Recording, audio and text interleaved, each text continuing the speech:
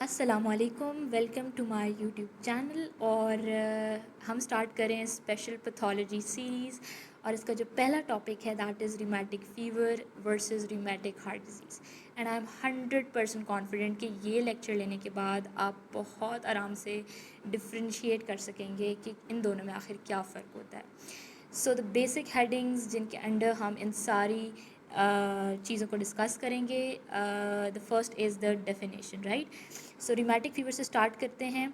Definition के लिए ज़रूरी है कि आपको बैकग्राउंड पता हो how rheumatic fevers occurs, right.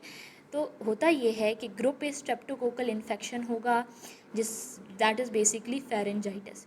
उसके तकरीबन 2 से 3 हफ्ते के बाद बॉडी में इम्यून रिएक्शन की वजह से एक इन्फ्लेमेटरी डिजीज़ होती है जो कि मल्टीपल ऑर्गन्स को अफेक्ट करती है। It's a multi system disease. This disease is rheumatic fever. So इसको हम डिफ़ाइन कैसे करेंगे?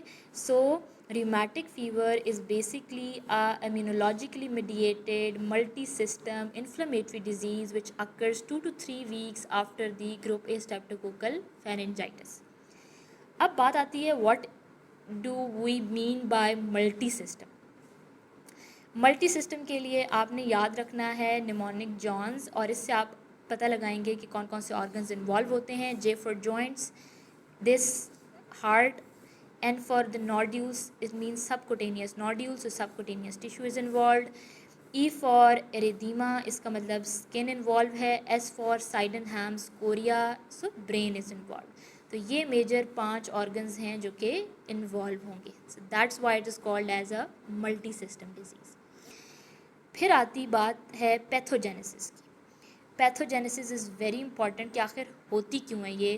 फेरेंजाइटिस हुआ और फेरेंजाइटिस के बाद कैसे रिमेटिक फ़ीवर हो गया और इतने सारे ऑर्गन्स इन्वॉल्व हो गए। सो ये जो इन्फेक्शन होगा ग्रुप ए स्ट्रेप्टोकोकल, तो इस बैक्टीरिया के ऊपर होते हैं M protein which act as the antigen for against which body antibodies बनाती है, ठीक है। लेकिन ये जो एम प्रोटीन्स हैं ये सिमिलर होते हैं to the antigens which are present on these all Jones वाले जो ऑर्गन्स हैं उनके ऊपर, यानी there is a molecular mimicry between these M proteins and self antigens. तो जो एंटीबॉडीज़ इन एम प्रोटीन के अगेंस्ट बनेंगी वही एंटीबॉडीज़ क्रॉस रिएक्ट कर जाएंगी विद दीज सेल्फ एंटीजन्स, और उसकी वजह से हमारी बॉडी में इम्यून रिएक्शन होगा। That would be type 2 hyper sensitivity reaction. So pathogenesis में 3 थिंग्स आर इन्वॉल्व। वो 3 चीज़ें क्या हैं? मॉलिक्यूलर मिमिक्री है, क्रॉस रिएक्टिविटी है, and type 2 hyper sensitivity reaction है। ऑल राइट, देन क्या पेशेंट आपके पास जब आएगा तो उसको क्या सिम्टम्स होंगे, क्या साइंस आप देखेंगे? So we have to remember this by a criteria which is Jones criteria. और अब तो रिवाइज्ड जॉन्स क्राइटेरिया जो है that is more accurate, that is considered. तो ये रिवाइज्ड जॉन्स क्राइटेरिया क्या है? अंडर 3 हेडिंग्स हम इसको पढ़ेंगे। Number 1 is major manifestations, minor manifestations and preceding streptococcal infection. Major manifestations वही जॉन्स, जॉइंट्स में माइग्रेटरी पोलीआर्थराइटिस, हार्ट में कार्डाइटिस होता है। क्या होता है? कार्डाइटिस, ठीक है। सो देयर इज़ जॉइंट्स में हमारे पास होता है माइग्रेटरी पोलीआर्थराइटिस, ठीक है। हार्ट में कार्डाइटिस होता है।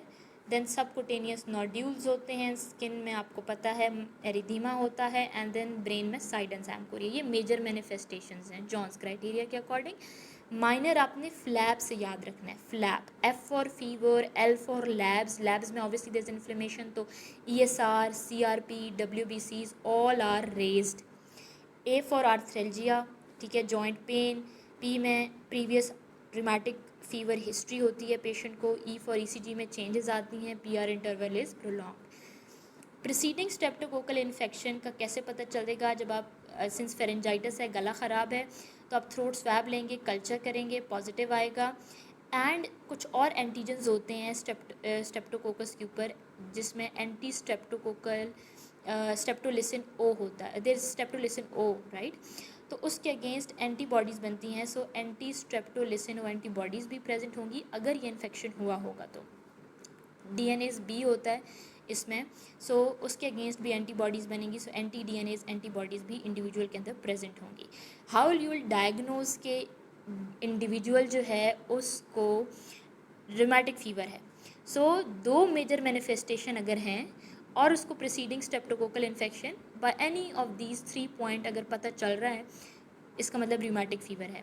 या फिर एक मेजर मैनिफेस्टेशन है उसमें और 2 माइनर मैनिफेस्टेशंस हैं, साथ में उसको प्रीसीडिंग स्ट्रेप्टोकोकल इन्फेक्शन है, उसको रिमेटिक फीवर होगा। अब इम्पॉर्टेंट बात यह है कि इस डिज़ीज़ में मॉर्फोलॉजी कैसी होती है। हम क्योंकि हार्ट को पढ़ रहे हैं, सो हम स्पेसिफिकली कार्डाइटिस की बात करेंगे। याद रखिएगा, हार्ट की 3 लेयर्स होती हैं। एंडोकार्डियम होती है, उसके अलावा फिर बीच में मसल्स की लेयर है, so myocardium, and then we have pericardium या एपिकार्डियम। सो किसी भी लेयर की इन्फ्लेमेशन हो सकती है। अगर एंडोकार्डियम की है तो एंडोकार्डाइटिस होगा, अगर मायोकार्डियम की है तो मायोकार्डाइटिस होगा, ठीक है। और अगर जो है वो हमारे पास पेरिकार्डियम है तो दैट वुड बी पेरिकार्डाइटिस, ठीक है। और तीनों भी इन्वॉल्व हो सकती हैं। अगर तीनों इन्वॉल्व होती हैं तो फिर हमारे पास होता है पैन कार्डाइटिस, ठीक है। तीनों अगर इन्वॉल्व हैं so that is pan carditis. अच्छा, अगर एंडोकार्डियम है तो एंडोकार्डियम में वॉल्वुलर एंडोकार्डियम इन्वॉल्व हो सकती है, यानी वॉल्व जो होते हैं हार्ट के वो एंडोकार्डियम से ही मिलके बनते हैं। और म्यूरल जो बाकी वॉल है हार्ट की, वॉल्स के अलावा वो म्यूरल एंडोकार्डियम होती है, तो दोनों एंडोकार्डियम इन्वॉल्व हो सकती हैं। अगर वॉल्वुलर है तो ग्रॉस फीचर क्या होगा, आपको वॉल्व्स के ऊपर वेजिटेशंस मिलेंगी। ये वेजिटेशंस किस किस्म की होती हैं, वेरी इंपॉर्टेंट टू रिमेंबर, छोटी छोटी, multiple, and they are sterile. ना this is very important point, क्योंकि और बहुत सारी डिजीज़ हैं जिनमें वेजिटेशंस होती हैं, और ये वेजिटेशंस और उन वेजिटेशंस में क्या फ़र्क है ये बहुत ज़रूरी है जानना। इसकी बेसिस पे आप डिफरेंशियल डायग्नोसिस बनाते हैं ऑफ रिमेटिक फीवर। तो ये स्टेराइल होती हैं, ठीक है, यानी इनमें कोई बैक्टीरिया नहीं होते हैं। कहाँ पे होती हैं, किस वॉल्व के ऊपर होती हैं, तो ये माइट्रल वॉल्व के ऊपर होंगी। अगर ये वेजिटेशन माइट्रल वॉल्व के ऊपर हैं तो क्या करेंगी, फिर ये माइट्रल रिगर्जिटेशन कराएंगी। Regurgitation is to be remembered, right. Microscopy पे आप देखेंगे तो आप देखिएगा लेयर्स आपको मिलेंगी। सबसे ऊपर लेयर आपको वेजिटेशन की मिलेगी वॉल्व के ऊपर, वो फिब्रिन और प्लेटलेट की वेजिटेशन होगी। इनमें कोई बैक्टीरिया नहीं है, दीज आर स्टेराइल।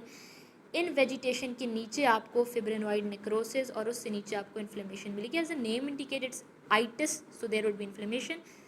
और ऑलवेज रिमेंबर, कार्डाइटिस में हमेशा, रिमेटिक फीवर में नेक्रोसिस होती है, फिब्रिनॉइड नेक्रोसिस, ठीक है। किसी भी लेयर में हो, चाहे एंडो हो, चाहे मायो हो, चाहे पेरी हो, हमेशा फिब्रिनॉइड नेक्रोसिस इन्फ्लेमेशन होगी। लेकिन कुछ चीज़ें चेंज होती हैं, जैसे यहाँ पे वेजिटेशन। अगर म्यूरल है एंडोकार्डाइटिस तो फिर मैकेलम प्लेक्स होते हैं। ये प्लेक्स हैं क्या, ये map like wrinkled thick areas हैं, ठीक है। मैप लाइक ऐसे ऐसे ऐसे, map like, and then they are wrinkled, ठीक है, थिक